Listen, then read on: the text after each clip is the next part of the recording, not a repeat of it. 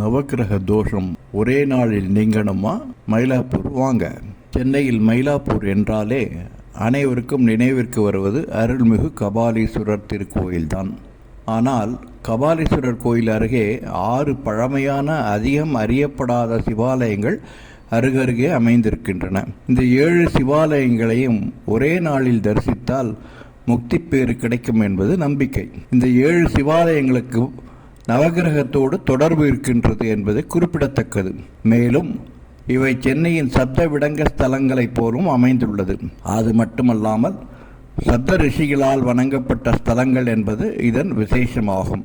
இவை அனைத்தும் மயிலாப்பூர் அருகிலேயே இருப்பதால் ஒரு நாளில் தரிசனம் செய்ய முடியும்.